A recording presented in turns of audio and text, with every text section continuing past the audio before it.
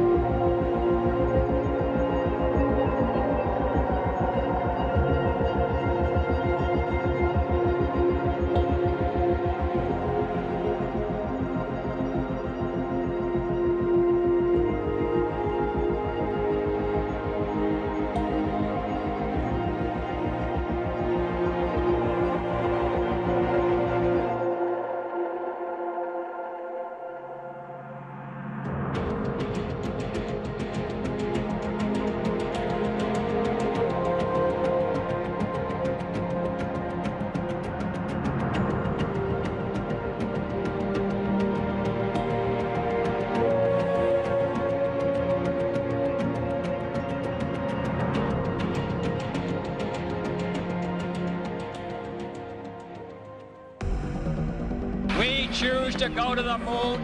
One small step for man. If we look back at the Apollo missions and all of the scientific data that were obtained during those missions, there is boring soil. Hey, it is! we learned so much, not only about the moon, but also about the Earth and the entire solar system. We've only barely scratched the surface in terms of the amount of area we've explored on the moon. We leave as we came, and God willing, as we shall return.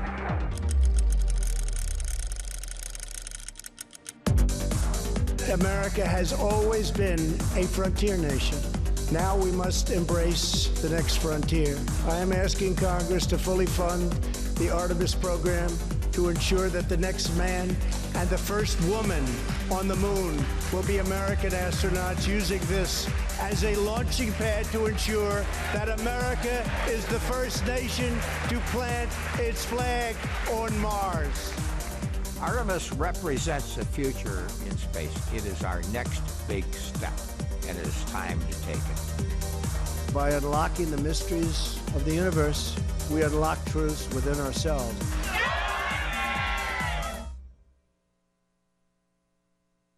At this time, we invite you to rise if you are able, and veterans and active duty military may render a salute as we honor America with our national anthem.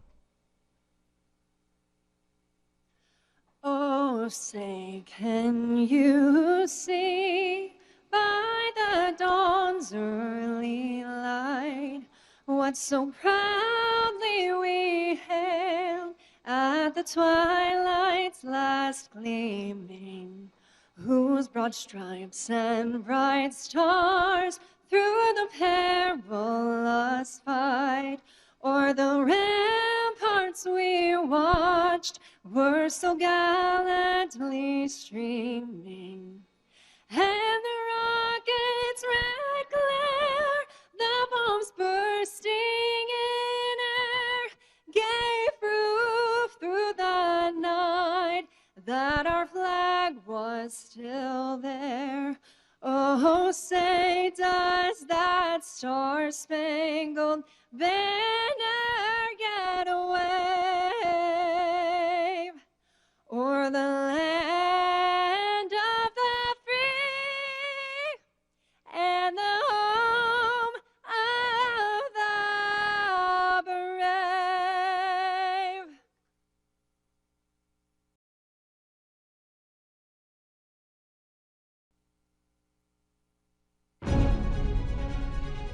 From low Earth orbit to the moon and beyond, these explorers represent the United States' future into the cosmos. Please welcome your NASA Astronaut Corps.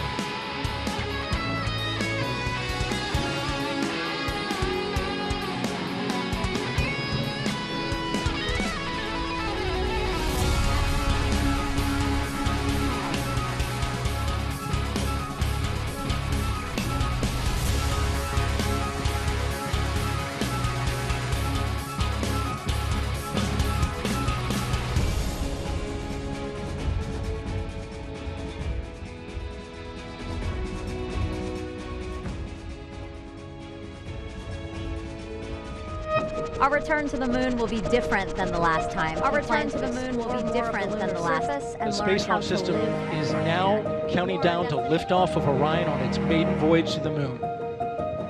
And here we go. Hydrogen burn-off igniters initiate. 7, 6, 5, power stage engines start. 3, 2, 1. Boosters in ignition. And liftoff of Artemis 1. We rise together back to the moon and beyond. We are all part of something incredibly special, the first launch of Artemis.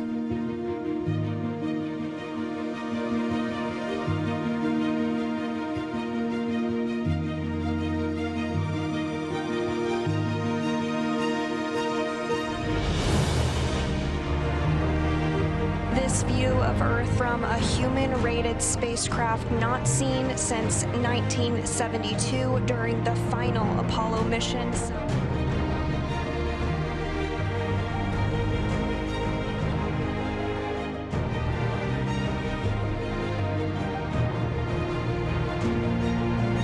Distant retrograde orbit. We're going to be about 38,000 miles away from the lunar surface. We're going beyond anywhere we ever went for Apollo.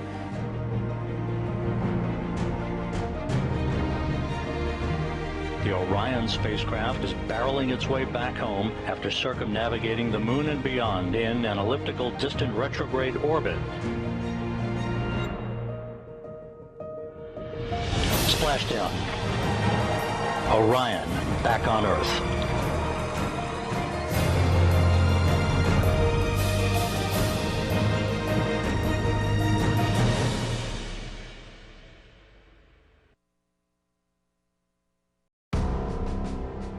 Our next guest is one of only 12 humans to have ever walked on the surface of the moon. Please welcome Apollo 17 astronaut, lunar module pilot, and former United States Senator, Dr. Harrison Schmitt.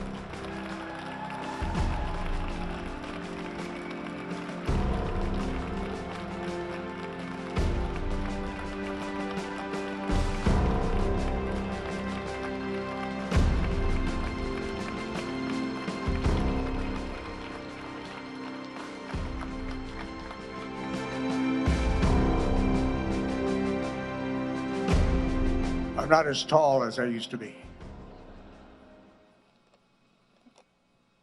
Ladies and gentlemen, it's a great honor and privilege for me and my wife Teresa to be with you for this extraordinary event, the honor of the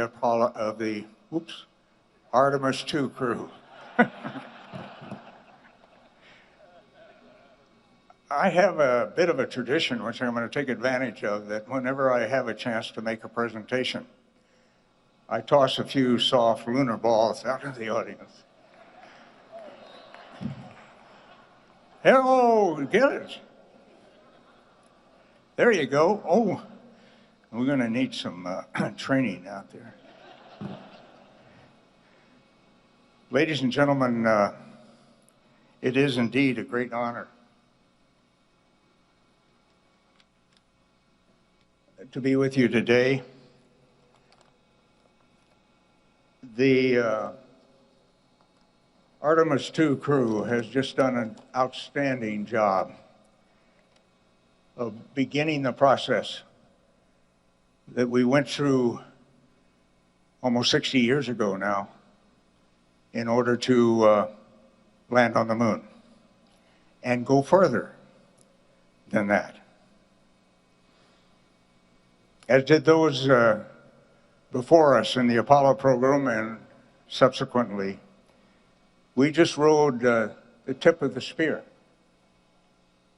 that was held by hundreds of thousands of Americans and indeed by their families.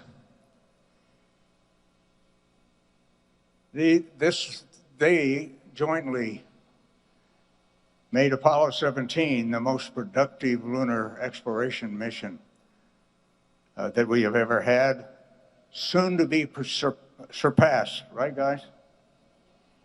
Soon to be surpassed by Artemis. Now, I'd like to have those of you in the audience to raise their hands, and that should be just about everybody, who's either themselves or their families participated in Apollo. And that doesn't include the taxpayers, of course. It really was a remarkable time. Apollo 17 success, as the success of all the other missions, was owed to the patriotic dedication, the courage, the competence of young men and women, who designed and built and managed and trained and planned each of the Mercury, Gemini, and Apollo missions. It was an extraordinary privilege for me to be part of that, almost through most of Apollo, certainly the latter portions of it. Now, I'm often asked what it was like to stand on the moon for the first time, and what caught my attention was this valley we landed in. And I only hope that the astronauts behind me will soon surpass the view that I had of a valley deeper than the Grand Canyon. The mountains on the north went 5,000 feet plus above us, above the floor. The mountain on the south, the so-called South Massif, was 7,000 feet plus above the valley floor. And these mountains were brilliantly illuminated by a sun as bright as any New Mexico, Texas, or Arizona sun that you can imagine. But they were set against a blacker than black sky. Just an unbelievable view. And you simulate all of this while you remember that everything you're doing is costing the taxpayer $1 million a minute. And that was in those year dollars. You can do the math. Right, Senator? The Earth that you have a view of, and I've seen several on these magnificent videos that have been prepared. The Earth is, when you're in the valley of Taurus Littrow, is hanging over that South Massif that I mentioned. And of course, every once in a while, you have a chance to glance up and look at home. It's only 250,000 miles away. What the heck? But you know that there are thousands of people taking care of you. So you don't worry. I didn't worry about that. That was just no thought at all about worrying about any risk or anything like that that might exist. You try not to do stupid things, but nevertheless, no worry. The kids particularly ask me what walking around in 1/6 gravity is like. Well, if you've ever been on a trampoline, it's like walking on an infinite trampoline, one that never ends. And I've been blessed in my life, and one of the blessings was to spend time in Norway as a Fulbright student. And I learned to cross-country ski while I was there. And that turned out to be a great technique, folks, for walking on the moon. If you want to go any distance or any rate, just practice your cross-country skiing. Now, the temperature that we were dealing with varied basically over about 300 to 400 degrees, depending Fahrenheit or centigrade or Fahrenheit, depending on how you do it. And of course, anything the sun was illuminating in the absence of any atmosphere got very hot, including your suit. And we had great cooling. We had water-cooled underwear, by the way, in case you've forgotten. And anything that's in the shade gets very cold. It's exposed to 4 degrees Kelvin, which is the space temperature. And maybe increasingly through my activities, continued activities as a researcher, you're sampling evidence of creation. That's what exploration of the moon and of the Earth, and eventually of the rest of the solar system is all about. We are sampling creation. God is on our side, folks. In this infinitely complex movement of freedom into the solar system, and I'm absolutely convinced he wants us to go farther. Now, he's also on our side as well as the infinitely equally complex challenge we have in the preservation of freedom here on this planet. And I'm sure Artemis will continue to do what is required and will make God proud of these critical endeavors. And I want to, in advance of his appearance, thank President Trump for the fantastic support that he has given to space exploration and settlement. God bless the United States of America. And it is now my pleasure to introduce Colonel Matt Anderson, the Deputy Administrator of NASA. Thank you, ladies and gentlemen.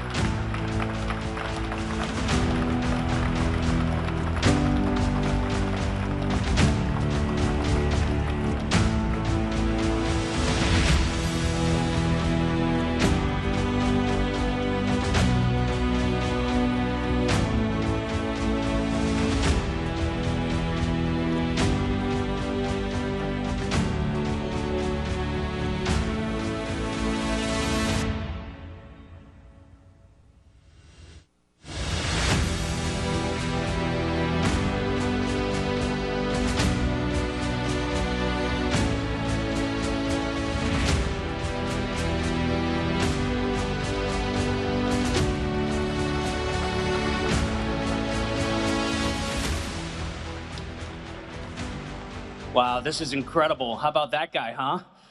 What a legend. We have a bunch of friends of NASA here this morning and a bunch of patriots as well. Thank you all for coming. Director Kratsios, Director Vogt, Director Hassett, Special Assistant Donahoe, Assistant Secretary Coleman, Deputy Secretary Danley, Chairman Cruz, Chairman Babin, Representative Elzy, Lieutenant Governor Patrick, Dr. Bonin, Representative Paul, Ambassador Fertitta, and Dr. Pyabuff. Our astronauts, distinguished guests, welcome to Johnson Space Center. What a morning. As the chairman said, it's a good day to be in the great state of Texas. Yeah, let's do it.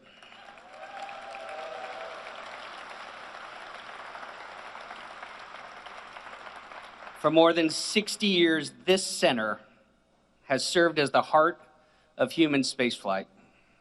The patriots who work here keep America first in space. And I'd like to start by giving them, and frankly, all of our NASA rock stars around the world, a warm round of applause, if you join me.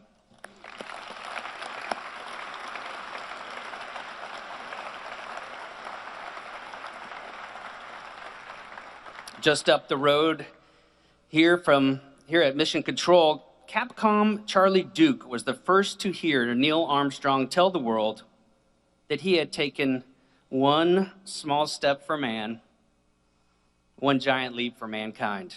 And in that same room, we heard Apollo 17 Commander Gene Cernan, the last man on the moon, for now, challenge future generations to forge our destiny of tomorrow with peace and hope for all mankind. But long before the brave American moonwalkers of Apollo changed the world, they took their first steps here in the Space Vehicle Mock-Up Facility. They then handed the baton to the Space Shuttle crews, who pioneered our presence in low Earth orbit and helped build the International Space Station. Earlier this year, the Artemis II crew added their names to that history. They carried humanity around the world, around the moon for the first time in more than 50 years, demonstrated that America is ready to return and pave the way for those who will follow.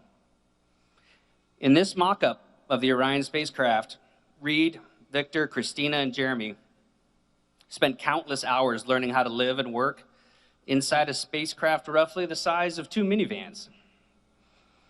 Because when you are that far from home, you don't get the luxury to call time out. You rely on your preparation, your crew, and your training. That is what human spaceflight demands. Years of training, sacrifice, trust in your crew, trust in the spacecraft, trust in the team behind you.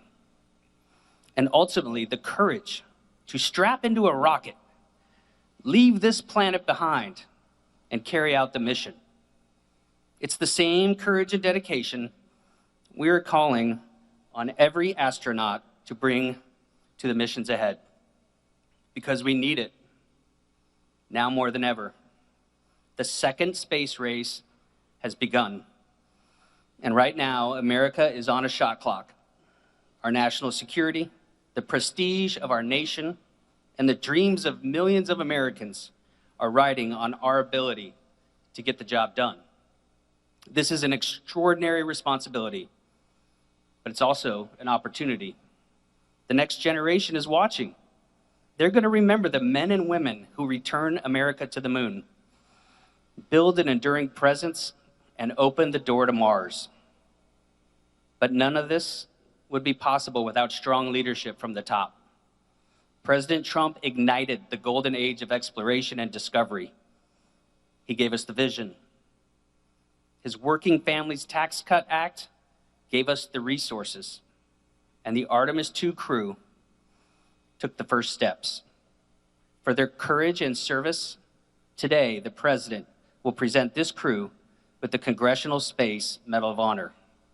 But before I bring them out, we'd like to give you a recap of what it took to earn this honor. This mission is an opportunity for our generation. It's about human history. It's the story of humanity. Artemis 2 is the opening act. We're going to send them farther into space than any humans have gone before. The question isn't go or not go. It's are you going to lead or are you going to follow? We are going for our families. We are going for our teammates. We are going for all humanity. Our Artemis 2 crew is go for launch. Full send. Let's go. 3, 2, 1. Booster ignition. And liftoff. The crew of Artemis 2 now bound for the moon. Humanity's next great voyage begins. Our greatest chapters are yet to be written. Go Artemis 2! This is a test flight, and so every single system aboard Orion is getting tested by humans for the first time.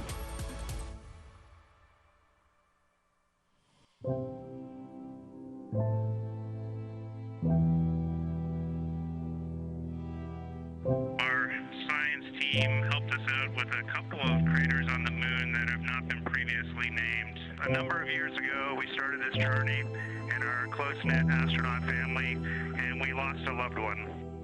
There's a feature in a really neat place on the moon, and we would like to call it Carol.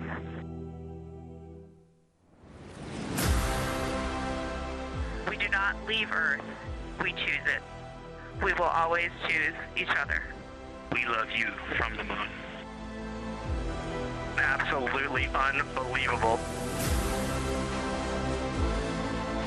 We just went sci-fi. It just looks unreal. If you can't take love to the stars, then what are we doing? That's why we send humans, is that we can share that experience. Kathy Moonjoy.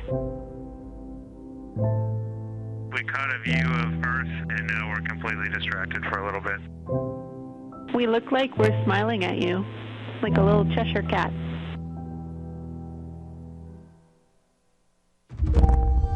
We all just had that weird vibe of backing up and we were getting sad. Oh, we feel it too, but we'll be happy to have you back.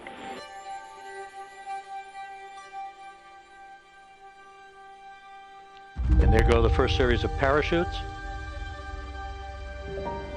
And we're on drogues. Main chute deployed.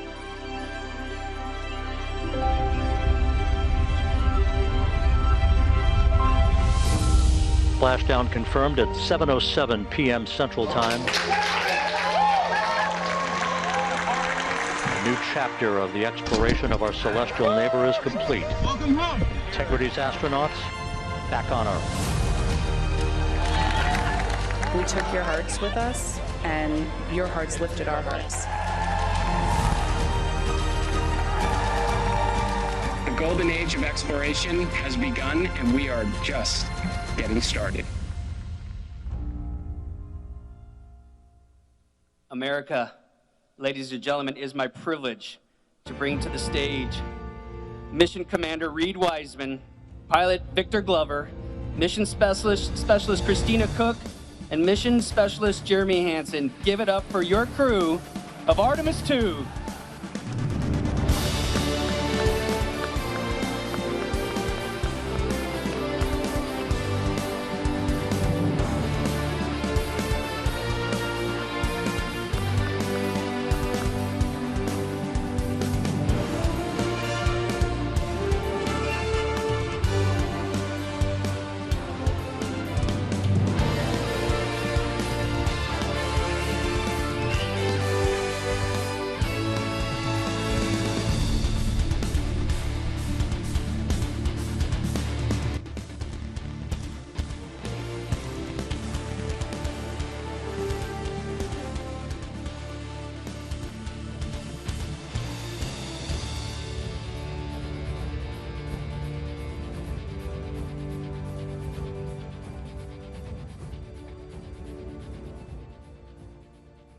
The moon, to me, it's the thing that connects me together with all the other humans in my life. I remember being a little kid lying in bed at night and just looking out at the moon in whatever phase it was in, and I was thinking, man, my friends that live like 20 miles away, they can probably look out and see that same exact moon. And then when I was in the Navy and I would look out at the moon and I'd be halfway around the planet, I would think, man, my brother can see that moon where he is and he's halfway around the planet from where I am. To me, it's a connection of life on Earth. We can all look up and see that moon, and it's always changing. The moon is never the same 2 days in a row. I love that. My name is Reed Wiseman. I'm the commander of NASA's Artemis II mission around the moon. I grew up in a little town just north of Baltimore, Maryland, about 20 miles north of the city. There was a National Guard base nearby my house, and there were A-10 aircraft that would fly over every now and then. I just would look up at them and be like, man, I want to be up there. I want to go do that. And then my brother went to the Naval Academy, and I would go every year and watch the Blue Angels fly during commencement, and that just started to grow and grow and grow. For a while, I wanted to join the Air Force, and then I realized Navy flies as well, and they fly from ships in the middle of the ocean, and that was it. Like, done deal for me. That is exactly what I wanted to do for my career. Flying is freedom to me, especially when you're in a jet aircraft coming off of an aircraft carrier in the middle of the Pacific Ocean. Nearest land is over 1,500 miles away. So when you come off of that aircraft carrier, you are truly just alone with yourself out there. It is a magical experience to be out there all by yourself in an aircraft over the Pacific. It's free.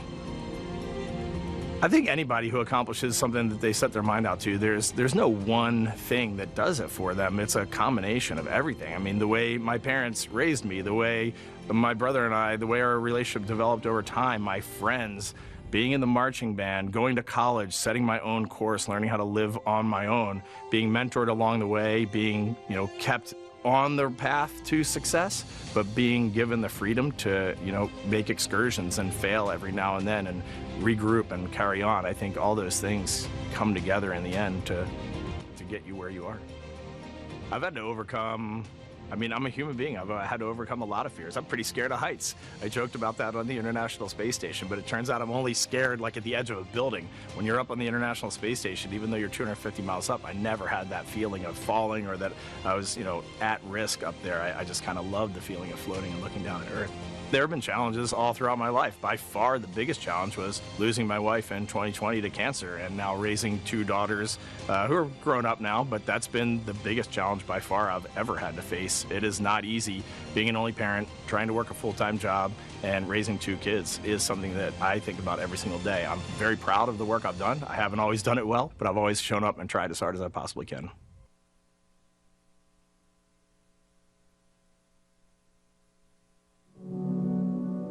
I do wonder what it's going to be like when we are really far from Earth and can see it.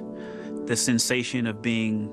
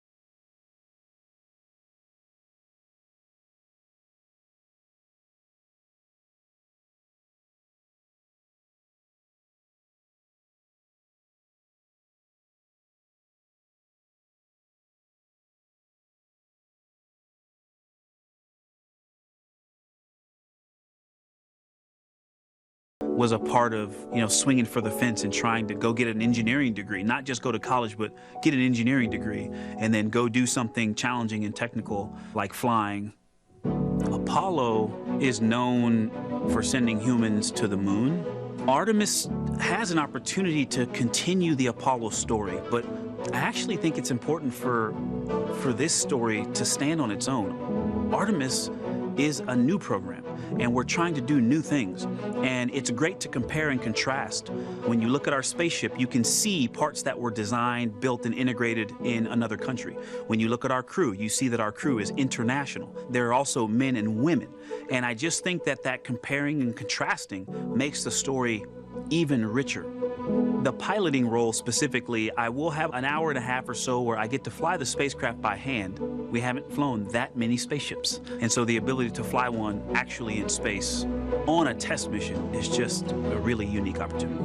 I can't tell you how I'm going to feel when we fly by the moon and see the moon up close and the Earth from 250,000 miles away, but I don't use the word excited because I'm focused. What we do, this is very serious and it's very risky, and we are all intimately familiar with that risk. And so if we go out there and we're successful and we can pass that baton on to Artemis 3, that's something to really be excited about.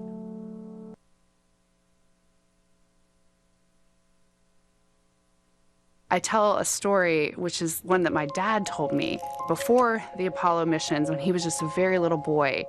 He was looking up at the moon with his mom, and his mom said to him, "Don't worry, Ronnie, we'll never get there." Fast forward maybe 70 years later, it's his daughter that's actually going there. And I think that long arc is something that we can all learn from. The idea that the seemingly impossible becomes possible if you just believe in it and are willing to work hard and come together to achieve it. My name is Christina Cook, and I'm a mission specialist for NASA's Artemis II mission around the moon. When I look back at my dreams as a kid, I definitely never thought I would actually get here. I was very pragmatic. Even though I'm a dreamer, I knew that the odds were way against me again, so I might as well do something I'm loving in the meantime. I definitely loved science and math in school and, did pretty well in those things, but I also loved being active. I was always outside.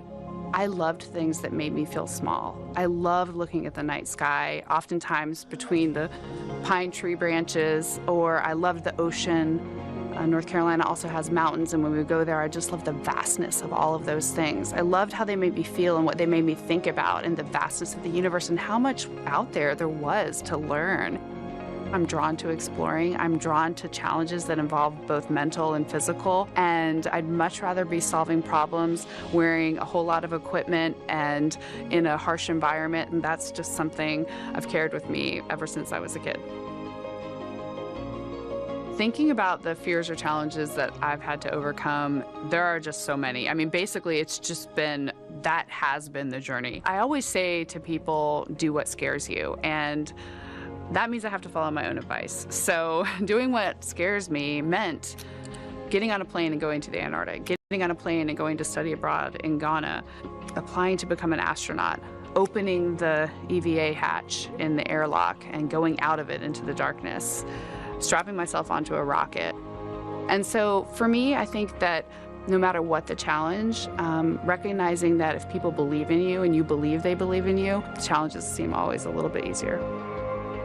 To me, the moon, it represents history. It is a witness plate. Everything that's ever happened to the moon is still written on the moon. Every single person has looked at the moon their entire lives. We see the same moon. That's something really special. It's just the epitome of a symbol of something that's in each of our hearts, but that's also represents exploration and reaching.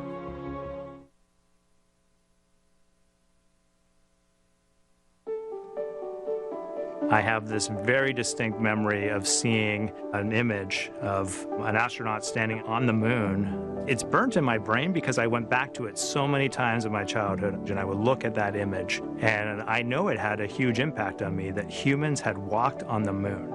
My name is Colonel Jeremy Hansen. I'm an astronaut with the Canadian Space Agency, and I'm a mission specialist on NASA's Artemis II mission around the moon. My elementary school years, I grew up on a farm outside of London, Ontario. I spent as much time as I could with my dad on the farm. I learned the value of hard work, for example. If I wanted to go to work with Dad, it was going to be a long day, and I was going to have to not complain, or I wasn't going to get to go the next day. I had a treehouse. I had a vivid imagination, and I changed my treehouse into a spaceship. I made all these dials and controls. I had circuit breakers for switches that I found in the barn, and I was exploring space in my imagination. The most important thing I did to get to where I wanted to go in life, which was flying fighter jets and eventually becoming an astronaut, is I shared those desires with other people. And it turns out, just like you don't go to the moon on your own, if you could, I would have done it a long time ago in my treehouse as a kid, you have to go as a team.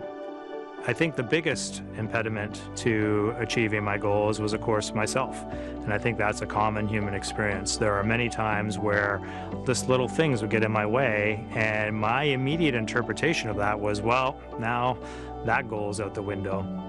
You know, people must have lifted me back up, and somewhere in the back of my head, that persistence came through. And I think that's a common human experience, to doubt ourselves.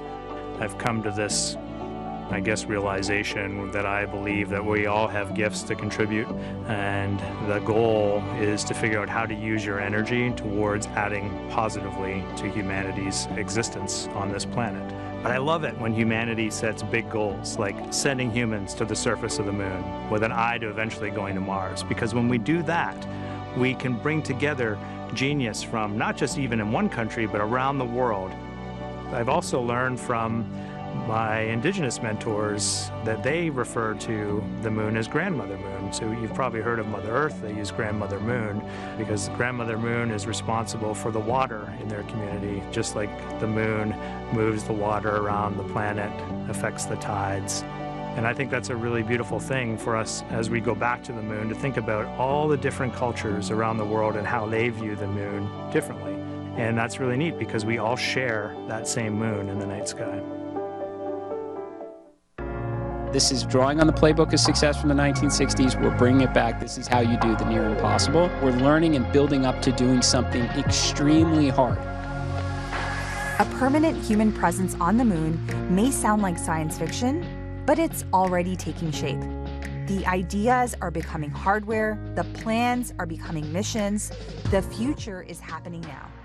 Being able to see moon-based elements get into the finish line is just awesome. We're taking you behind the scenes to show you how. People are looking up again, believing in big things again. America is returning to the moon to build a moon base. We're gonna need to achieve the near impossible.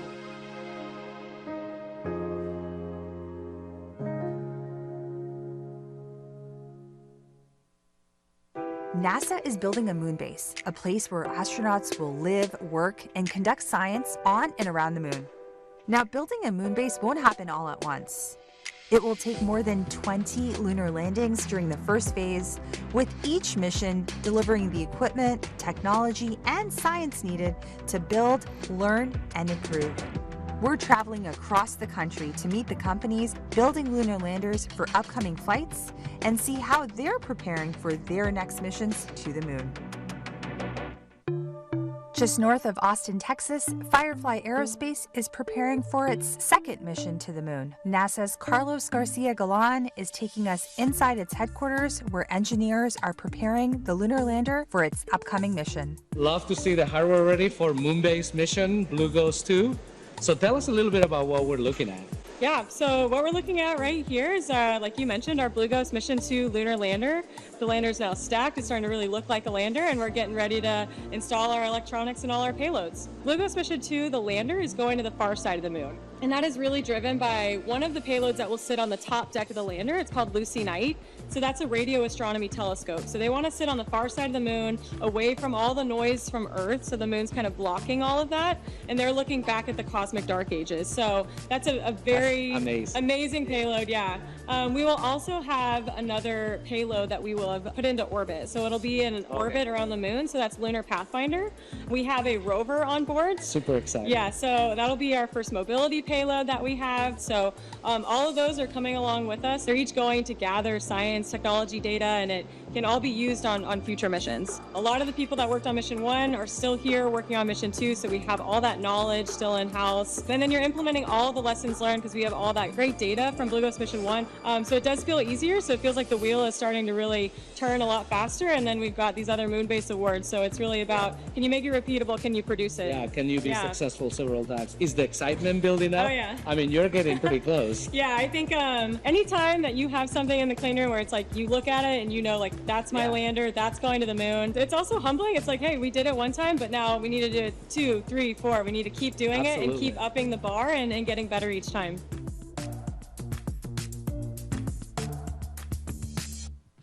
Over on the West Coast, NASA's Ryan Steffen is at NASA's Jet Propulsion Laboratory in California, where Voyager Lunar Systems Griffin 1 lander has arrived for environmental testing.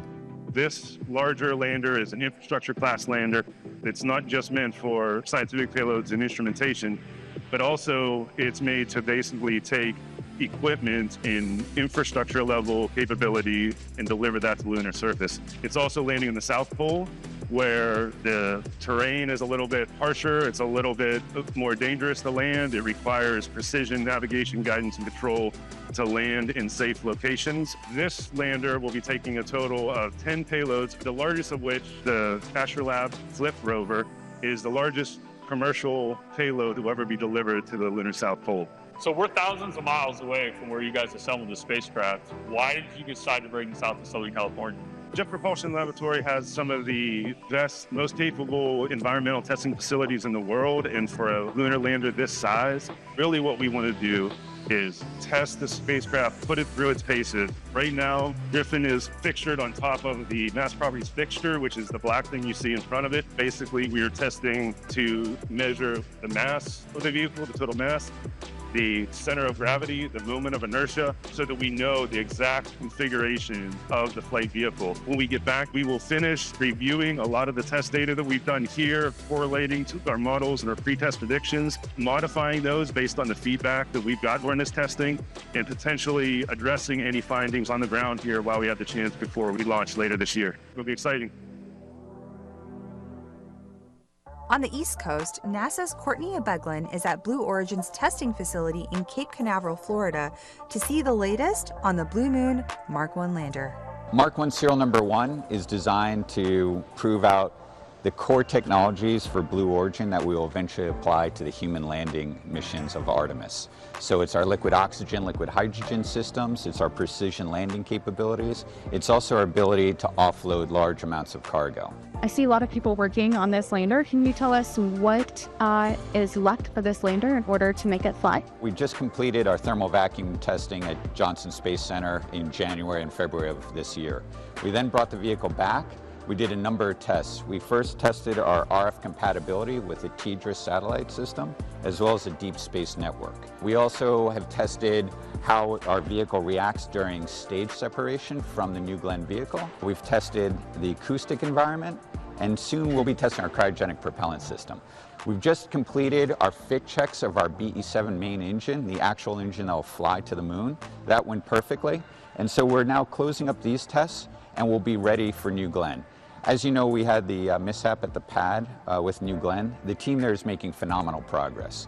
We are working to have serial number 1 ready and stored in a quiescent state for when New Glenn is ready. We expect that launch to occur in Q1 of 2027, and once that's complete, we'll now continue on to serial numbers 2, 3, and 4. We're also carrying NASA payloads, the SCALPS payload, which will allow us to visualize what the exhaust from our BE-7 engine is doing to the surface of the moon, so that will feed forward to heavier landers in the future. We also carry a retroreflector from NASA on this mission. NASA's been a phenomenal partner to us. They've been working hand in hand with us, and that's what's going to allow these 4 serial numbers to come off the assembly line as quickly as they are. In Houston, NASA's Adam Schlesinger is at Intuitive Machines headquarters getting an up-close look at how the Nova-C lander is being prepared for its 3rd mission to the moon. So this spacecraft is our Nova-C. This is our IM-3 vehicle. As you can see, up on the top is the methane tank. The oxygen tank is below. The engine actually sits right here underneath. This is the engine deck. You can see that we've just put the top deck onto this spacecraft, so we're excited. Within the next month, we're going to be putting the engine in, and we'll be taking it outside for a hot fire test to confirm that the engine is ready to go for launch. Great. And after that test, what's the path look like to get to launch? We bring it back inside here. The payloads sit on panels that go on the outside of this spacecraft, so we bring those panels in, we do integrated testing, and then we do some vibration testing. We send it down to the Cape, and we get ready for launch. This vehicle will have 5 NASA payloads looking at the magnetic anomaly that's at Reiner Gamma on the near side of the moon. So it's a super exciting science mission. We're also doing other science. So we have 6 commercial payloads. We have a payload from the Italian Space Agency, and we have the 5 NASA payloads, doing lots of different types of science. And this is the 3rd IM Eclipse delivery. Can you talk about some of the lessons learned from the previous 2 and how that's being applied to this one? Yeah, absolutely. So on IM-1, which was in 2024, and IM-2, which was in 2025, we learned lessons. We learned things about this spacecraft. We learned how it landed and how we could make it better. And so we're integrating all of those lessons learned into this spacecraft and our future spacecraft, IM-3, 4, 5, and 6, which are all on schedule to extend the moon base capability. These lunar landers will soon deliver the science and technology that will turn the moon base into a reality. But there's even more ahead. The lunar South Pole is one of the harshest environments, with extreme temperatures ranging from -334 degrees Fahrenheit to over 130 degrees. This huge swing means the power, communications, and landing systems we build must withstand both intense cold and strong heat. This is no small task, so NASA is teaming up with Northrop Grumman on 3 new technology demonstrations that will be delivered to the lunar surface beginning in Phase 1. The goal is to reuse key power, avionics, and communication systems originally developed for the Gateway program's Halo module. These test missions will give new purpose to existing hardware to help build the infrastructure that Artemis crews and robotic explorers will depend on at the moon base. This is only the beginning. Continue to follow along as we bring you up close and share details about what's on the horizon as we build humanity's moon base together.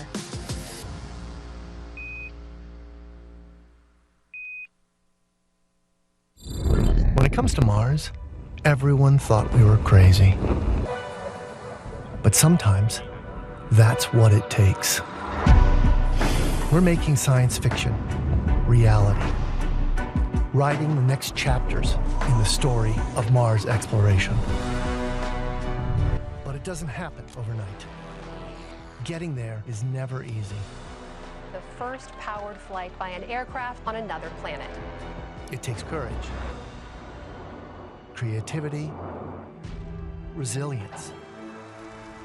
It takes a legacy of daring, mighty things, of failing, come on. Listen, hear me out. And picking ourselves back up. We've been here before.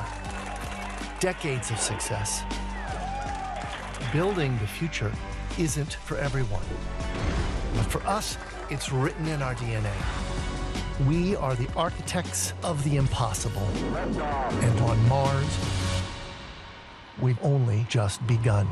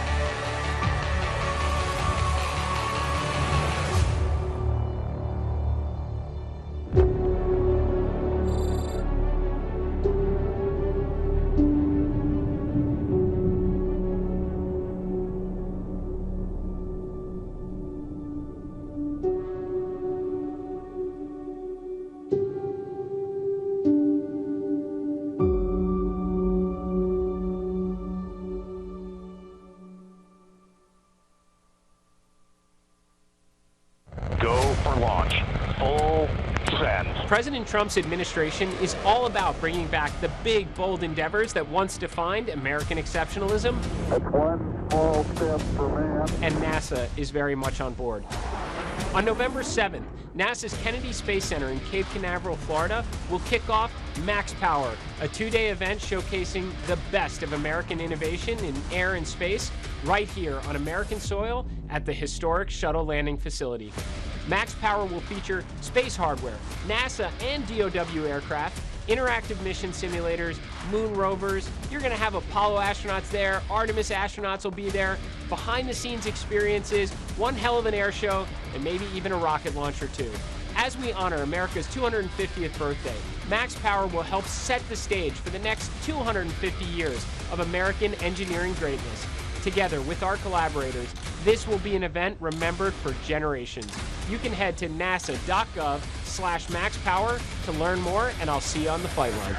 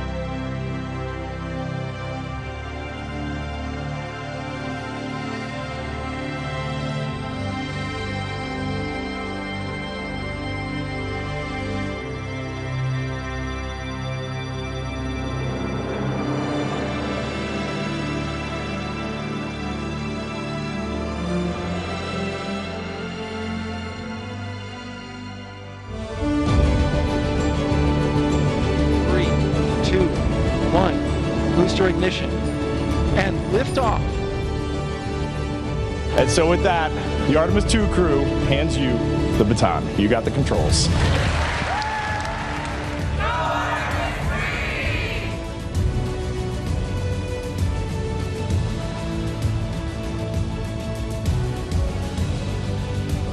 There's only one primary goal of Artemis 2, is to prepare this spacecraft for Artemis 3. And then we're going to go hand off that baton to Artemis 3 and then cheer them on full-throated. I hope that people recognize that Artemis 2 was the stepping stone for something so much greater.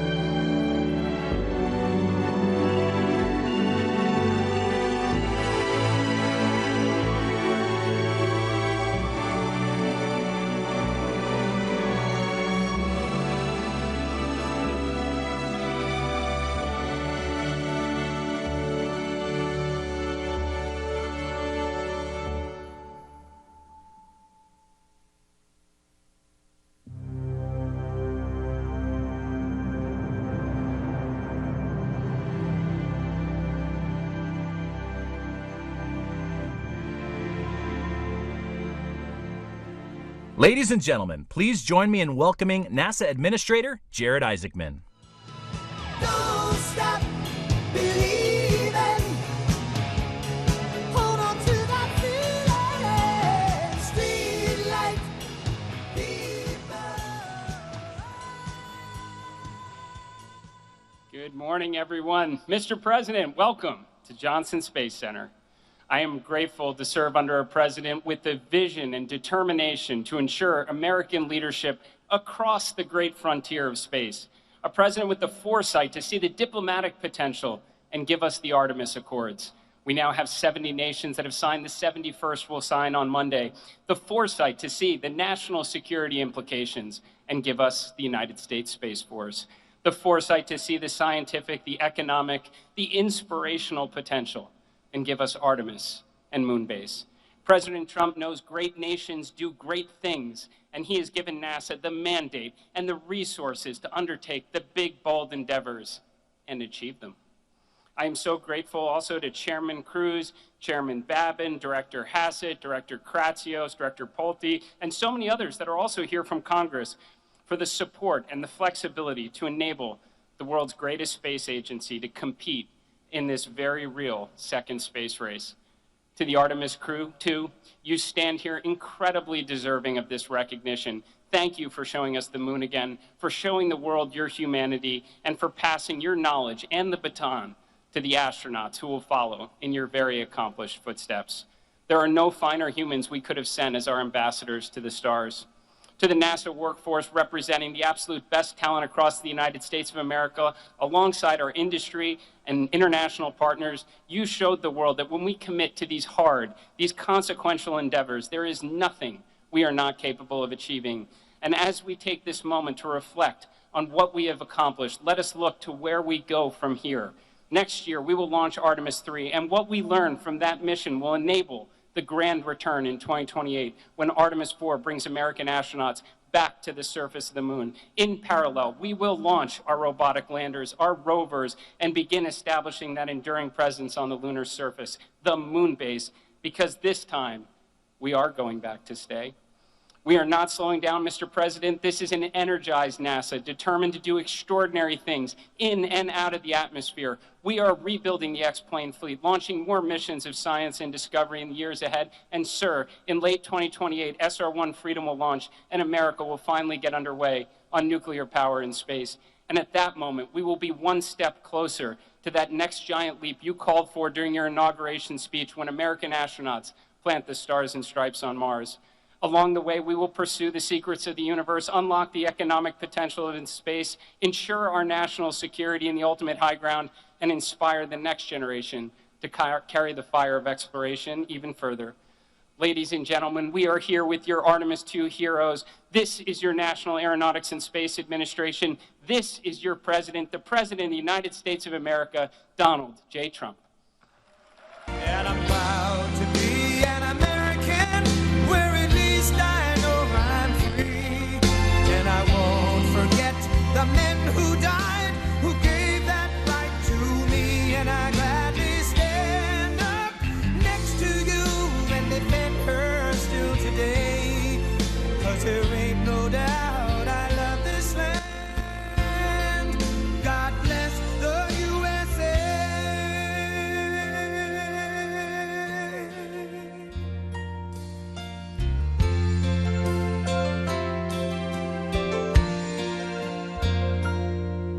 From the lakes of Minnesota to the hills of Tennessee, across the plains of Texas, from sea to shining sea, from Detroit down to Houston and New York to LA, where there's pride in every American heart, and it's time we stand and say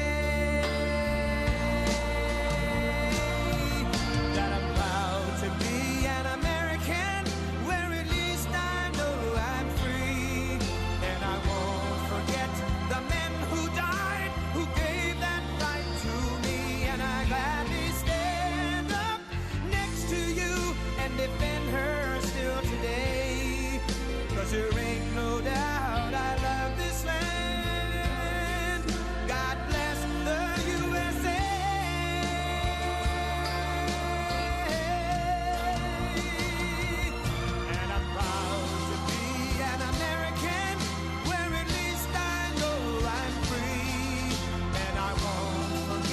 the men who died, who gave that right to me, and I gladly stand up next to you and defend her still today. 'Cause there ain't no doubt I love this land. God bless the USA.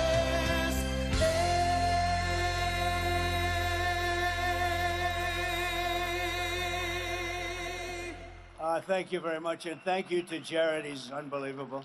That man is unbelievable. I want to thank you to the very special, to the men and women of one of the most legendary landmarks anywhere in the world, the Johnson Space Center. Very special place. It's an honor to be here.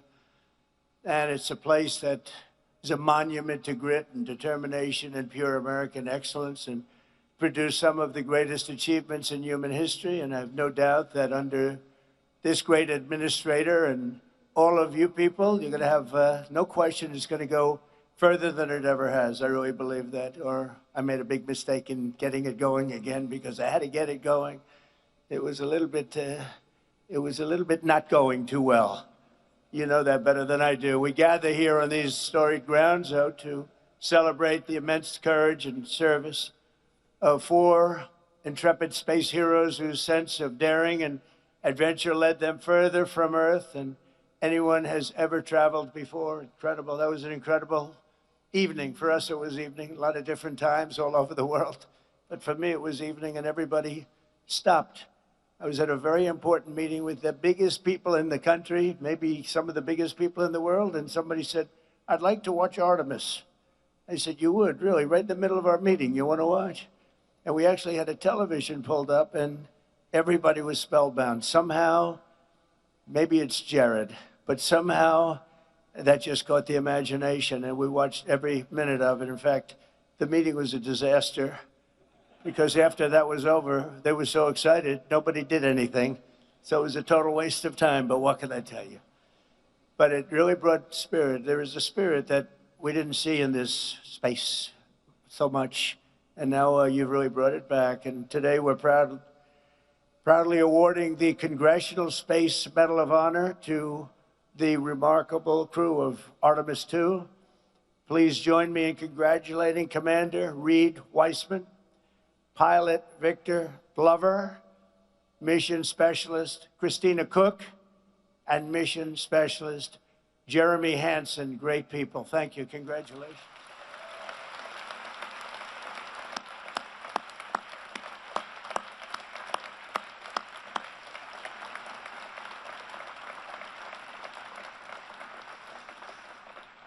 Then I'm going to be presenting them a little something in a couple of minutes. But these astronauts did not do it alone. I want to salute all of the engineers and scientists, launch and landing specialists, everyone at NASA who helped make this mission a great success. I had an uncle who was a great scientist, a great man. He was at MIT for 41 years, Dr. John Trump, and he loved space. He used to tell me about space, all space. He would throw in the word nuclear every once in a while, but he loved space. So I guess we have genetically, I believe in that stuff. I love it. I find it so interesting, so amazing. It's very special.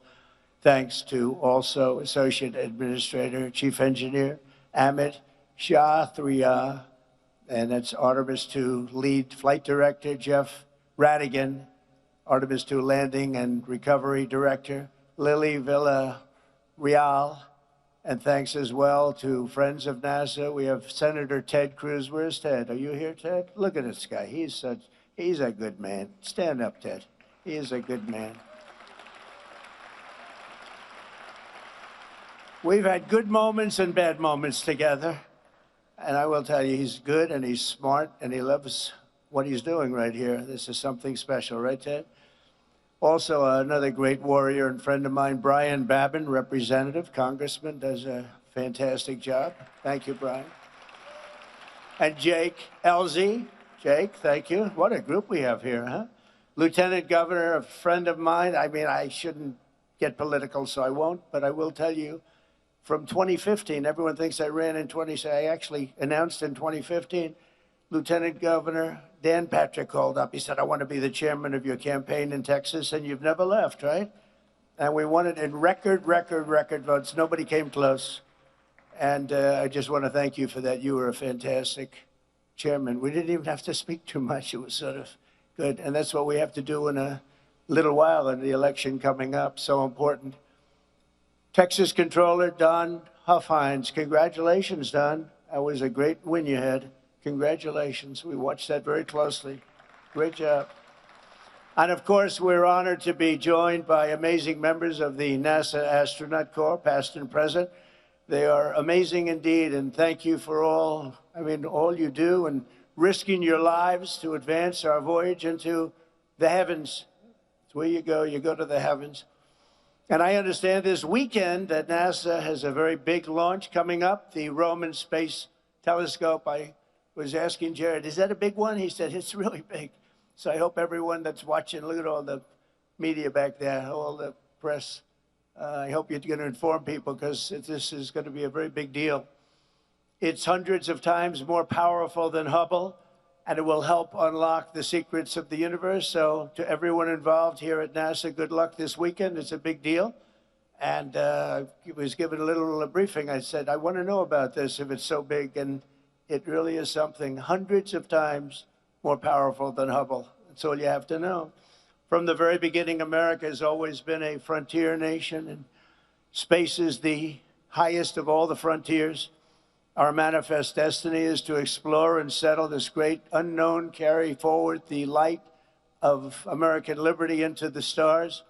And Americans were the first in flight, the first in the moon, and will certainly be the first in space no matter where it is. And I know we're going to be looking at Mars very shortly. In fact, you're already partially there. A lot of work's been done, and that seems to be the next frontier. You'll be stopping on the moon, and you're going to be going to Mars. What excitement, what excitement.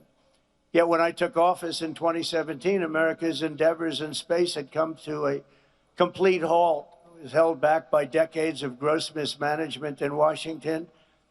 You had Peter, well, maybe they didn't like it. Maybe they didn't like the concept. I don't know, but it was certainly not anything. It was very embarrassing, actually, what had happened. Not only had the United States lost its ability to send our astronauts to the moon, but under a number of administrations, I have to tell you, but in particular the Obama administration, we even lost our ability to send astronauts into orbit at all. We had no ability in space whatsoever. We totally lost it with everything we spent. With all of the talent and all of the genius and all of the money, we had nothing. And when I got here, I came here, I went to Florida, I visited a couple of the places. I wanted to see what was going on. NASA was closed, absolutely closed. There was almost nobody there. It was like an empty building, not a good look. And I went down, I looked at Kennedy Space Center in Florida. In particular, I saw something that you rarely see. They had grass growing out of the cracks in the runway. You had a runway that was all broken up. It was all bad. I know all about that from being very good at construction. You had the cracks in the runway. We had grass growing out of the cracks. It's almost hard to do. And I said, boy, this is sad. It was very sad. That's where we started. Yet as the world can see today under the Trump administration, we have brought back America's space program and came out of the dark age, and it's now into the golden age. This is the golden age of America, and this is a big part of it. So to every astronaut here today, I want to make this promise to you. Our nation will conquer, and we will conquer indeed this vast frontier that we have before us, and we'll reach American courage, and we'll use American genius and daring and all of the things that we have that nobody else can ever compete with. We will explore it, we will tame it, and we will win it. We will always win. In 2016, the United States of America and our government, the private sector, launched just 22 rockets into orbit combined. So we did 22. And last year we conducted nearly 200 orbital launches, and that number will continue to grow very, very rapidly. As you probably know, you know every one of them that's getting ready. There are a lot of them. By embracing competition in the private sector, We freed up NASA to focus on what it does best, leading the cutting edge of exploration and human space flight. In my first term, I signed the orders creating the Artemis program and officially directed NASA to return American astronauts to the moon and then push onward to Mars. And that's exactly what we're doing. And we had a little interlude of 4 years, but somehow it was limping along. It was okay. It was limping along. And now I'm back. And we're doing more than limping. We don't limp. 8 years later, these dreams are really coming through at a level that nobody ever imagined. Nobody imagined what is happening now. And even more importantly, what space has done for our military in terms of offensive and defensive capability is incredible. Don't forget, I was the one that gave you Space Force, and we had no Space Force. And when people heard about it, they thought we were kidding. If they thought it was like comic book stuff, it wasn't at all. It's turning out to be one of our most important branches. It'll be and only getting more important with time. And we were number 3 in space at the time I did that, and now we're leading by a tremendous amount. We made some very good original initial hires. We put some people in charge that were really outstanding, and they did it right from the beginning. On July 4th of this year, I presented a veteran of the last mission to the moon, Apollo 17 astronaut Jack Schmitt, with a very special American flag that flew over the United States Capitol on our nation's 250th birthday. Very, very special flag. And it's here today, right next to me, and Jack is here also. Where's Jack? Where's Jack? Number 1, where's Jack? And number 2, where's the flag? Anybody letting me know? Jack, you look good. I know the flag looks good. Where's the flag? Oh, it's over there. It's hidden behind a lot of rockets. Thank you, Jack. Very good. I was wondering, I'm saying, am I supposed to be introducing a flag that I can't see? It's invisible. Great job, by the way. Great guy. You're still a good-looking guy. You were always a good-looking guy. Now, I think you're better with the white hair, if you want to know the truth. You look better than you did 20 years ago. Before the end of my term, American astronauts will return to the lunar surface, and we're looking forward to that. We'll do it, and we're then going to the next step.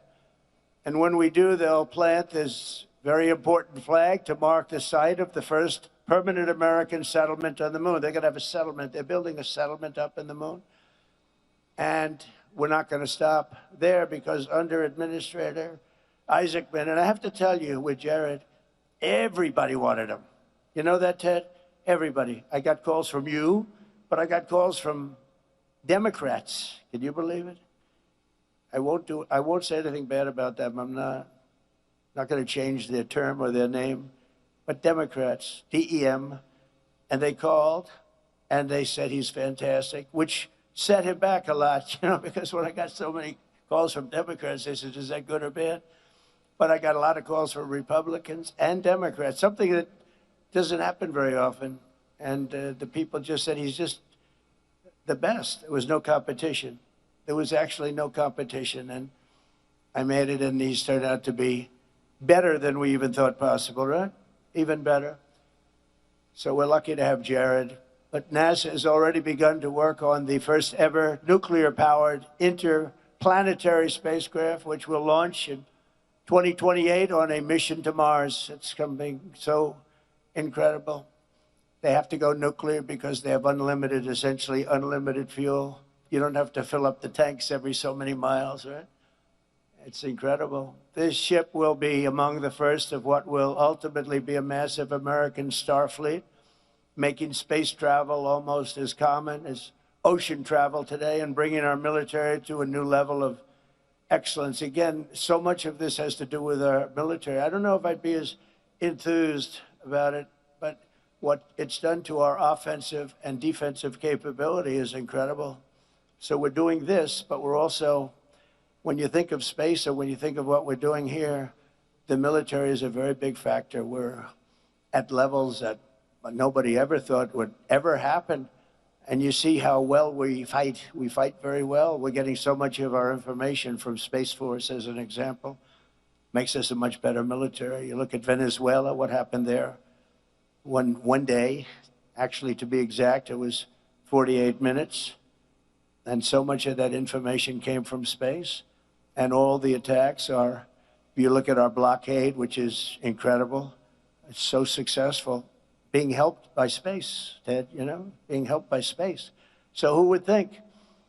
But it's so important, and that's a big component of what you're doing out here. These are ambitious goals, but as I said in my inaugural address last year, ambition is the lifeblood of a truly great nation. If you don't have ambition, you're not going to have a great nation. When Americans are determined, nothing can hold us back. In the end, American dominance in this domain is not a choice. It's an economic and national security necessity. A nation cannot be first on Earth if we're going to be second in space. Just not going to happen. Somehow it just doesn't work that way. It makes sense. I was going to say, does it make sense? Yeah, I guess it does when you think about it, right, Brian? For this reason, in my first term, I created the 6th branch, United States Armed Forces, Space Force. And today I have another historic announcement to make. This is something that's so exciting for me, given the rapid growth of the Space Force and the commercial space industry and the expansion of our ambitions to the moon and far beyond the moon. Far beyond the moon will someday be thought of a close location, like in the old days, the subway, the first stop. The moon will be a close location. But it's clear that we will need to educate and train an entire generation of skilled service members, engineers, and civil operators, and everything else to do what we have to do and what we're right now doing the best and will continue, and I think by leaps and bounds. And that's why in a few moments I will sign an executive order to begin the process of creating a new national academy. It's called the U.S.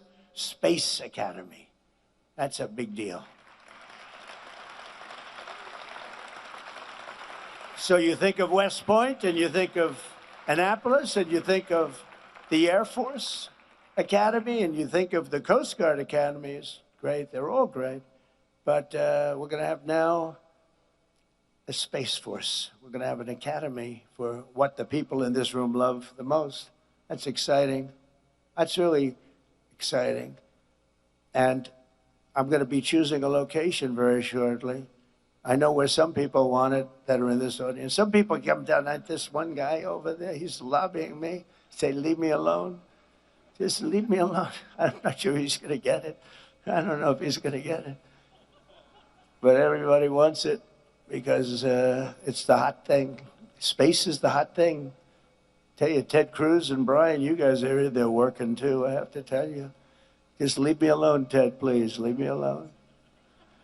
But it'll serve both the United States Space Force as well as NASA and the civilian spaceflight industry, and it'll attract, train, and graduate the very best of our nation, and our nation really has to offer. And this is going to be, I said, I'll do it, but it's got to be top line. It's got to be the equivalent of the others, which are great. You know, they're among the hardest schools to get into. You know, you talk about the Ivy League schools. It's tougher to get into West Point, Annapolis, the Air Force Academy. Coast Guard, too. You know, we can't forget that. But so tough, all of them, among the hardest schools to get into, and they're great scholars, great everything going to that. You sort of have to have a lot of everything, not a little, but a lot of everything. But I said, this has to be comparable to that. You know, we don't want to do it in any other way. And it's going to be, even architecturally, it's going to be beautiful. It's going to be the top. It's going to be as good as it can get. You know, doing a bad building doesn't cost a lot less than doing a great building. I've always said it. Doing great architecture, doing something really great that's also practical. It doesn't cost much more than doing some of the bad stuff that you see all over the place. But we're going to make this so good and so exciting. But first, we have to honor the heroes who are inspiring the next generation of astronauts and pioneers and the people behind me. These people, I looked at them coming before I came up. I said, that's a good-looking group of people. I don't like speaking with those people behind me, to be honest. They look too good. But they're great people. They're great people. But the Congressional Space Medal of Honor, that's exactly what it says. This is a very rare thing. It's for courageous people, brilliant people, bestowed on astronauts who have distinguished themselves with exceptional service to the nation and all of mankind. Only 30 extraordinary men and women, long period of time, too, in the history of our country have received this extremely rare and distinguished honor. Real legends like Neil Armstrong, John Glenn, Alan Shepard, and the immortal heroes of Apollo 1. Today we add 4 new names to this elite roster of fearless explorers. That's really what they are when you think of it, fearless explorers that are very smart. The crew of Artemis 2 blasted off from Kennedy, NASA's great space center last April and flew more than 250,000 miles from Earth in, very interestingly, our 250th anniversary year. Only Jared could have thought of that, I assume. I hope that wasn't just by luck. I hope but it's pretty good. They actually went far beyond what would be the normal target, the furthest anybody's ever been in space. They crossed behind the dark side of the moon and glimpsed sights never seen before, never seen by human eyes, and returned to Earth at 30 times the speed of sound and splashed down in the Pacific Ocean, completing the flawless mission. It was absolutely flawless. Artemis 2 was led by a Navy veteran, a pilot, a father, and a great patriot, Commander Reed Wiseman. With unfailing strength and calm, Reed led the crew through every phase of the flight and their safe return to Earth. He was a great leader, respected by everybody. As many people will remember, during the mission, the crew named a previously unnamed lunar crater in loving memory of Reed's wonderful wife, who we lost to cancer. So they call it the Carroll Crater. So that's making Reed a little weepy right now, because I heard she was an incredible woman. Will never be forgotten now. She'll never be forgotten. We honor her. And truly, the memory is all about the moon. That's a great one. I wish they'd name something like that after me, Reed, but I don't know. I'll have to get the governor's approval. I like that. That's beautiful. So, Reed, we salute you. We salute your family. And we congratulate you. Thank you very much.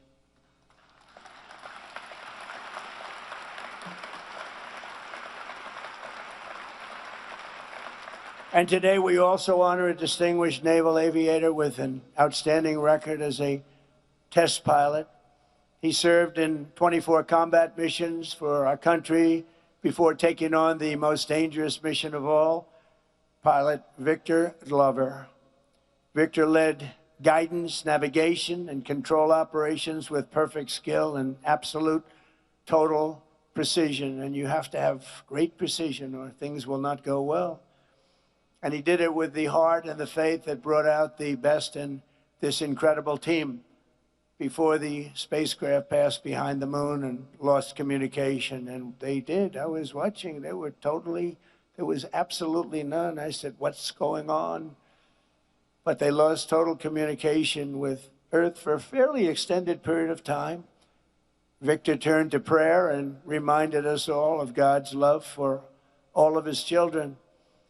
And Victor, thank you very much and congratulations. It's incredible. Great story. We also, thank you.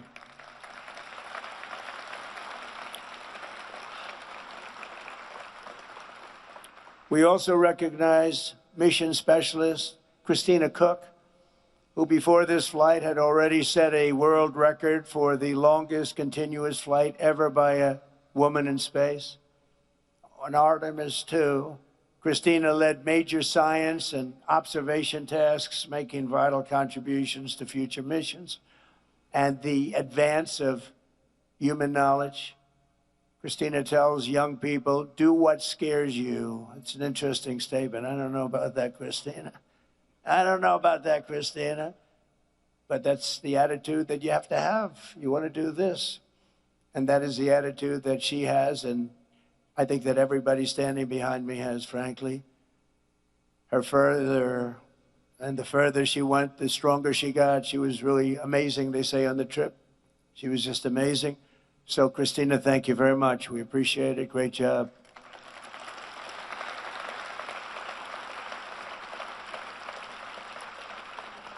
And finally, we honor a master of science and physics, a fighter pilot, a great one, and a beloved member of the astronaut team, mission specialist, Jeremy Hansen. On Artemis 2, Jeremy became the first non-American in history to travel beyond low Earth orbit. He documented lunar terrain while contributing enormously to space science and physics research. And along with Christina, he helped the crew stay healthy and develop standards and best practices. Jeremy, thank you very much. Great job. Great job.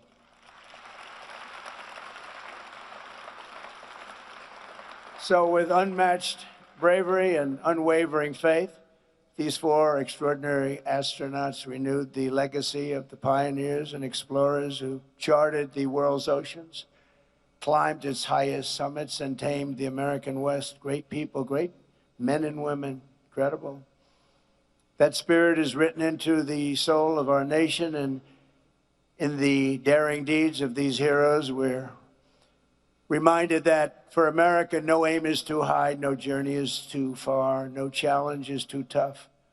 In this country, we're limited only by the size of our aspirations and the scale of our dreams. We have the American dream, and the American dream is back. I think the American dream is back, stronger than ever before. We're doing great. This country is doing great right now. Never did anything like it. 81 stock market highs in 1.5 years, never been anything like it, including they broke it again yesterday for the 81st time. And $19.2 trillion is being invested in our country from outside countries and interests and people. And we've never seen it. That's why I call it the golden age. It's an exciting time. Tomorrow's going to be very exciting. And today, thanks to the crew of Artemis 2, those dreams are closer than ever before, and we're on the cusp of an adventure and something that's so special that people have really not imagined anything. It's really, civilization is into the stars. The stars are up there and they're beautiful, and you're right next to them. You have the courage to be right next to them. Few people do, but you're leading the way. It's great, great bravery. I want to thank again Reed, Victor, Christina, and Jeremy, very special people. And now I will sign the executive order creating the U.S. Space Academy, and then we will do the honors. Thank you very much, everybody. Great honor.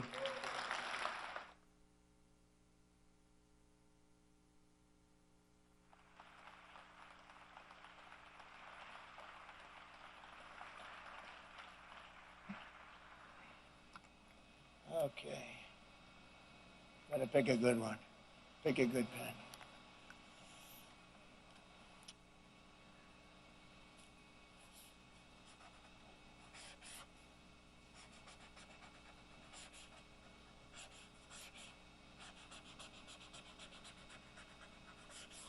That's a good one. All right? Thank you very much. I think he deserves it, right? Okay.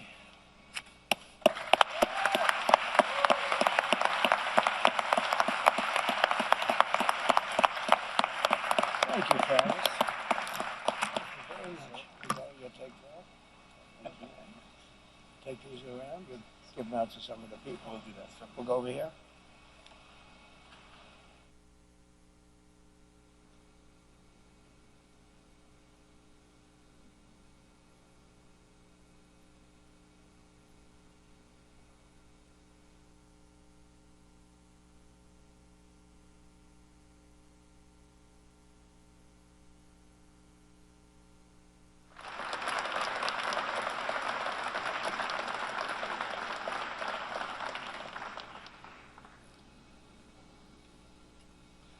Ladies and gentlemen, the President will now present awards to the crew of Artemis 2. As mission specialist on Artemis 2, Jeremy Hansen demonstrated exceptionally meritorious contributions by executing spacecraft communications, navigation procedures, and pre-launch verification activities, including pressure suit regulator checks and Orion systems configuration. Throughout the lunar flyby sequence, he led and executed detailed observation protocols, capturing and documenting lunar topography, eclipse phenomena, and solar coronal behavior while directing real-time scientific data collection for geology and heliophysics research. He performed manual control assessments and crew health evaluation tasks, including the orthostatic and tolerance garment test, advancing validation of systems and human factors performance essential to future lunar landing operations and long-duration deep space missions. During the mission, he was integral to the crew surpassing the Apollo 13 distance record and reaching approximately 252,760 miles from Earth, farther than any humans in history.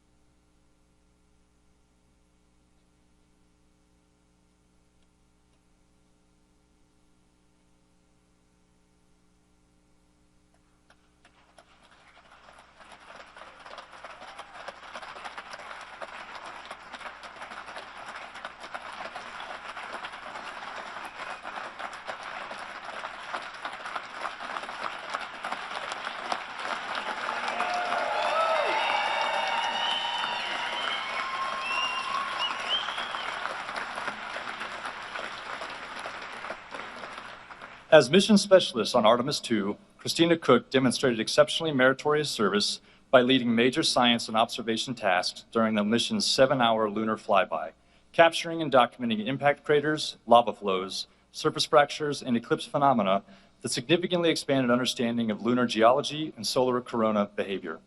She configured and oversaw Orion's cabin for flyby operations, including sensor alignment and systems readiness, and executed target Earth-Moon imaging sequences conducted from Orion's optical windows and solar array cameras. Her execution of in-orbit procedures, including participation in the orthostatic and tolerance garment test, evaluating human physiological response during return to Earth's gravity, produced critical data that advanced crew health standards on future deep space missions. During the mission, she was integral to the crew surpassing the Apollo 13 distance record and reaching approximately 252,760 miles from Earth, farther than any humans in history.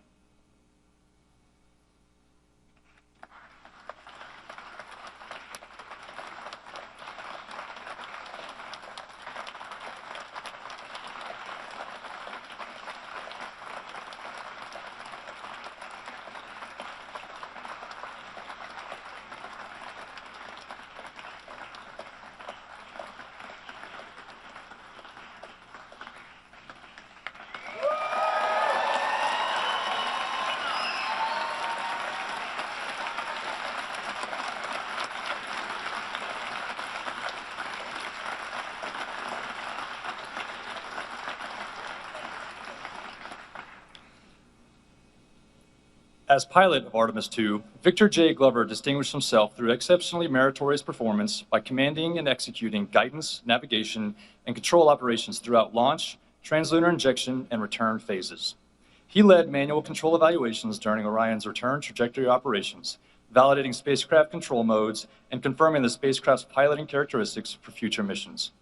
He maintained precise control of spacecraft attitude during lunar observation periods, enabling the crew to capture essential scientific imagery and meet mission-critical documentation objectives.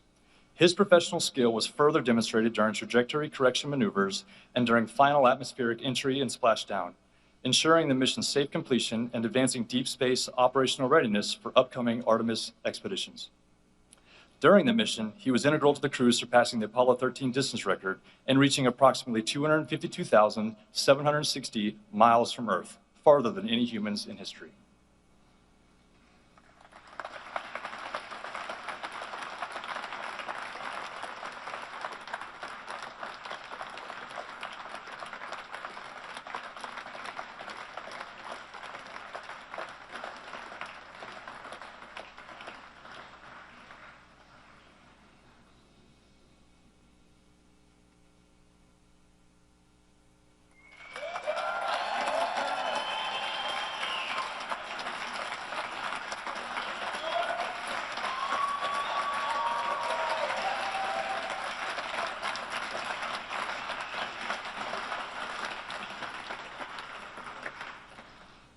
As commander of Artemis II, Reed Wiseman exhibited exceptionally meritorious leadership in executing the first crewed lunar mission in more than 50 years, commanding and leading the crew through critical pre-launch validations, including SLS RS-25 engine readiness and Orion spacecraft power-up and suit integrity checks. During the mission, he commanded Orion's outbound trajectory, the successful lunar flyby, and detailed geologic observation operations, ensuring the spacecraft remained on the precise course required for the crew to surpass the Apollo 13 distance record and reach a maximum of approximately 252,760 miles from Earth, farther than any humans in history. Under his command, the crew executed return trajectory correction burns, manual control evaluations, and system verification procedures that culminated in a flawless splashdown and safe recovery, advancing the nation's readiness for future lunar surface missions.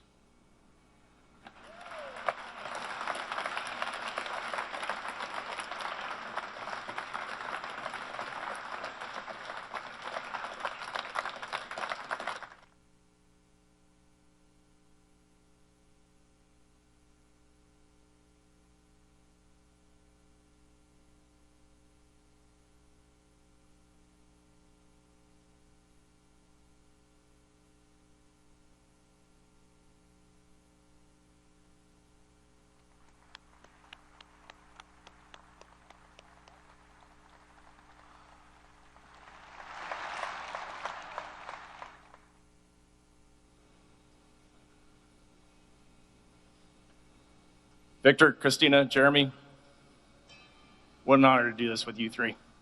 Mr. President, it means a lot that you are here at the Johnson Space Center. It underscores the important work that is going on here in Mission Control in furthering human exploration, the home of our astronauts, the home of flight operations, and Mission Control. Thank you for coming here today.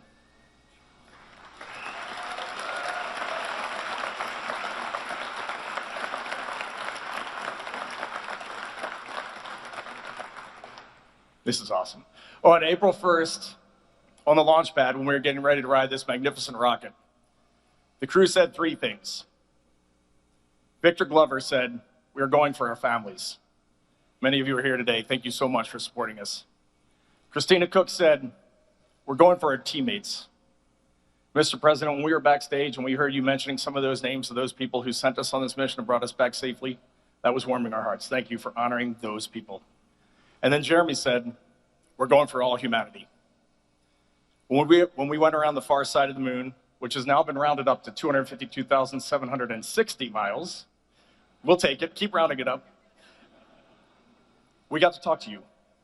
You gave us a call. And the one thing that really sticks out to us is you said how proud you are and how proud our nation is of the job that we had just accomplished. And for us, that is what we set out to do. We wanted to inspire this nation and inspire the world, and for us, that showed us we were on the right track, so thank you for that call. We wear these 4 medals, and we are going to wear them with pride, but please know, it is not pride for ourselves that we feel, and I truly mean that. It is pride for the grit that our families had when we left this planet. It is pride for that team, this NASA team, that sent us on this mission, and it is pride for the international community that stood alongside us, got this vehicle ready, operated it, and cheered us on. So thank you for bestowing this honor on us. And in closing, how cool it is to be an astronaut here in Houston and to see our entire astronaut corps standing here supporting us. And behind me, you have the Artemis III crew, Randy, Luca, Frank, and Dr. Andre Douglas. And we are so excited to see where Artemis III goes and where the rest of this office goes, thanks to your vision and Administrator Isaacson's leadership. Thank you all.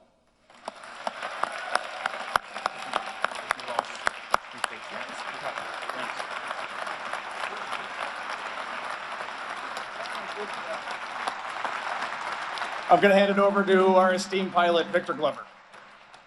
So, Mr. President, when we were in your office and you were so gracious to us, lavishing us with gifts and so much of your time, we had mentioned getting you one of these blue flight jackets. And so here we have your jacket today. and you'll notice the NASA, we affectionately call this the NASA meatball.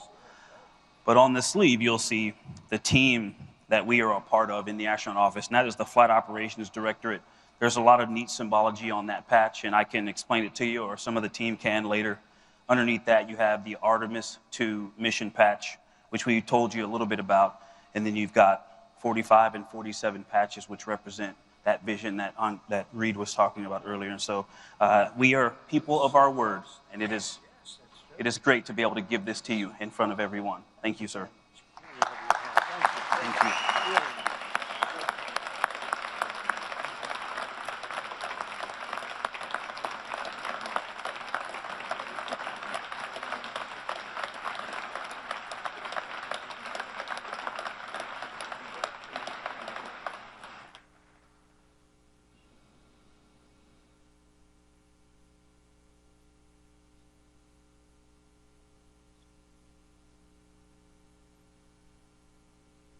Thank you, everybody.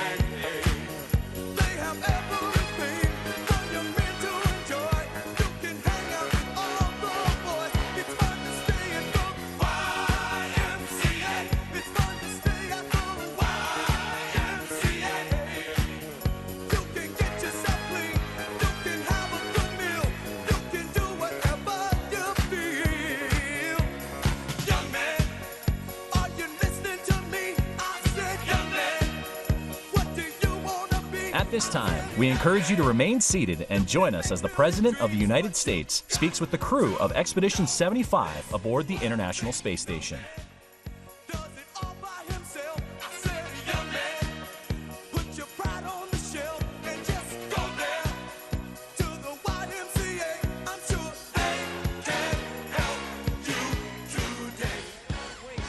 And it's a heavy one, now laid on their shoulders, because we go together for all humanity.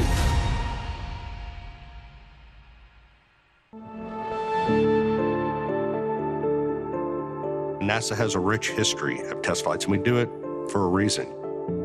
It goes all the way back to Mercury, to Gemini, to Apollo, to Shuttle, STS-1, Station, where the two modules came together, and we put that first crew on. Demo 2 on SpaceX, a lot of work went into that. Starliner for the crew flight test. These are test flights, and they're test flights for a reason, because we're making sure that that vehicle's ready to go from an operational standpoint from that point further. And Artemis is no different. NASA was established to undertake big, bold endeavors in air and space, to undertake the near impossible. The next up is America's return to the lunar environment. What we learned from that mission is going to help enable America's return to the lunar surface. When we arrive to the moon, we're there to stay. Our mission calls for 4 names.